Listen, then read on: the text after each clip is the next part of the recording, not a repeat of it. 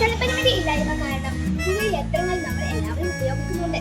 ആ യന്ത്രങ്ങൾ എങ്ങനെ ഉപയോഗിക്കണമെന്ന് അറിയാത്തതും ഈ കൃഷിയെ വളരെ നല്ല രീതിയിൽ ബാധിക്കുന്നുണ്ട് കേട്ടോ. പുതിയ വാക്കിനൊച്ച് പോലെയുള്ളവ നമ്മുടെ കൃഷിയിലെ ചെടികളെയൊക്കെ നശിപ്പിക്കുകയാണ് ചെയ്യുന്നത്. വെള്ളപ്പൊക്കത്തെയും വരൾച്ചയും പ്രതിരോധിക്കുന്ന വിത്തിനങ്ങൾ കൃഷിരീതികൾ തിരഞ്ഞെടുക്കാൻ ശ്രമിക്കുക. രാസകീടനാശിനികൾ മാത്രം ആശ്രയിക്കാതെ ജൈവ കീടനാശിനികൾ ഉപയോഗിച്ച് കീടങ്ങളെ നശിപ്പിക്കാൻ പരമാവധി ശ്രമിക്കുക. ജലപരിമിതി ഇല്ലായ്മ കാരണം കൃഷി ചെയ്യാതിരിക്കരുത്.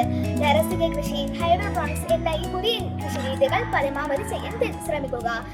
പുതിയ തരത്തിലുള്ള കീടങ്ങൾ നമ്മുടെ കൃഷിയിടങ്ങളിൽ കാണപ്പെട്ടാൽ ഉടനെ കൃഷിഭവനുമായി അറിയിക്കുക. അവരുടെ നിർദ്ദേശങ്ങൾക്കനുസരിച്ച് പ്രതിവിധികൾ ചെയ്യുക.